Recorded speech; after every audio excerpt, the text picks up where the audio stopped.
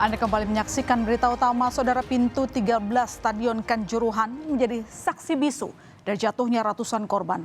Gerak cepat dilakukan polisi untuk mengusut tuntas tragedi ini.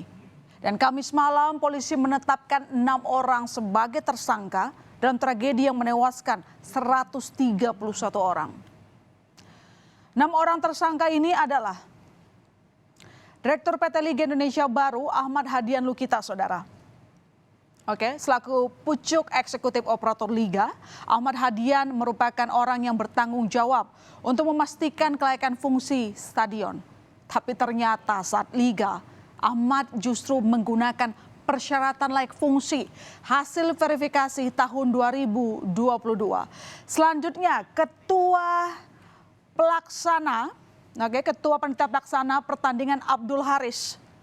Ia ternyata tidak membuat dokumen keselamatan dan keamanan bagi penonton di stadion. Tersangka ketiga, Suko Sutrisno. Suko Sutrisno yang merupakan security officer yang memerintahkan penjaga untuk meninggalkan pintu gerbang pada saat terjadi insiden. Sehingga berakibat fatal saat penonton berdesak-desakan keluar. 3 tersangka lain dari anggota Polri, saudara. Yakni Kabak Ops Polres Malang, Kompol Wahyu Setio Pranoto, Komandan Kompi 3 Brimopolda Jatim AKP Hasdarmawan, dan Kasat Samapta Polres Malang AKP Bambang Sidik Ahmadi.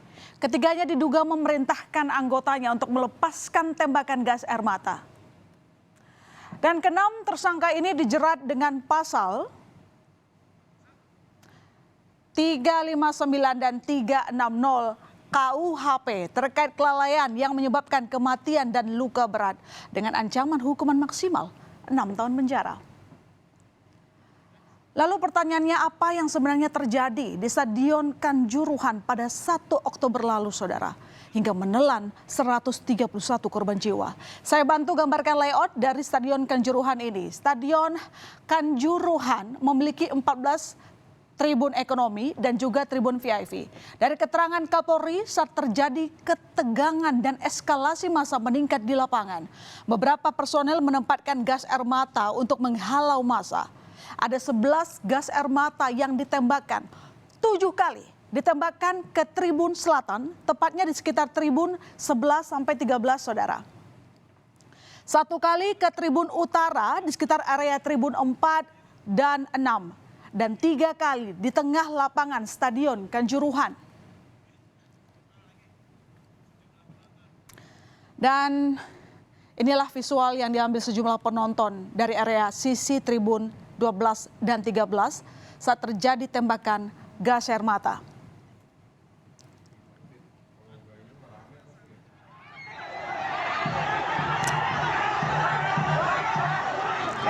Bisa dilihat asap pekat dari gas air mata dan sejumlah penonton yang berusaha menghindari dari asap, saudara. Tembakan gas air mata juga terlihat di sisi tribun utara dan lapangan.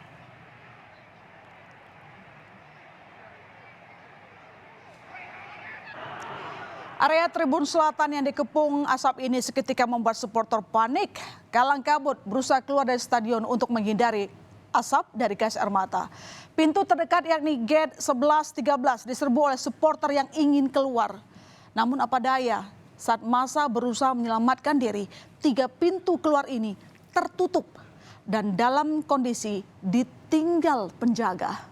Padahal dalam aturan 5 menit sebelum pertandingan selesai, pintu seharusnya sudah dibuka. Penumpukan massa yang ingin keluar pun tak terhindarkan.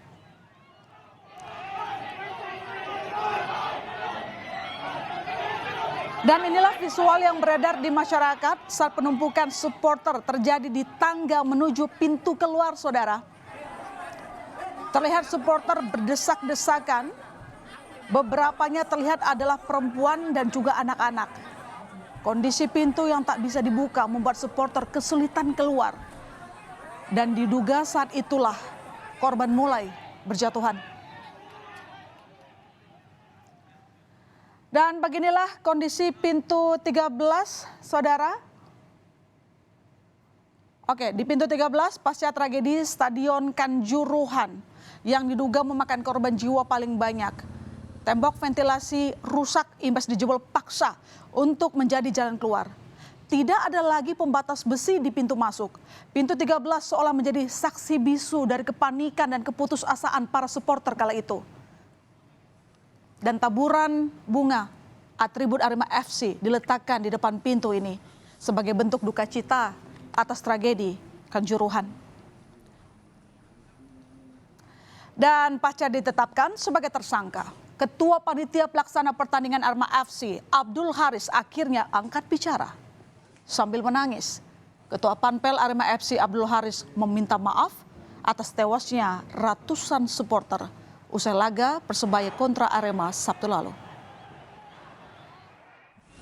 Mohon maaf yang sebesar-besarnya, sedalam-dalamnya kami duka cita, kami sangat berkabung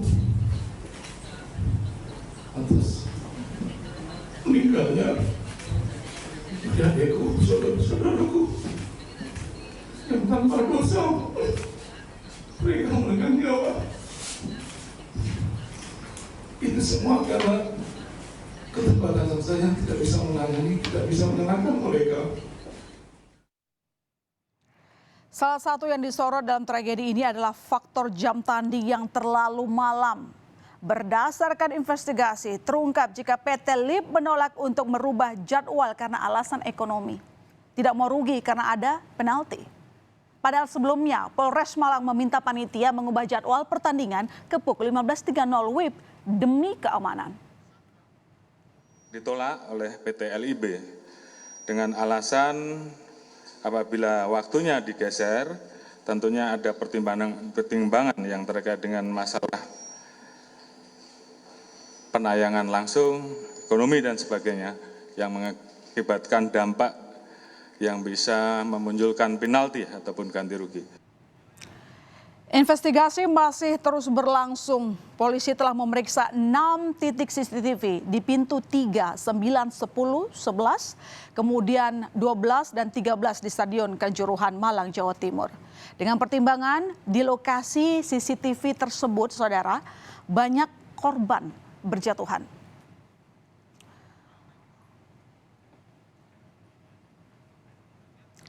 Dan jumlah korban meninggal akibat tragedi Kanjuruhan di Malang bertambah dari 125 orang menjadi 131 jiwa.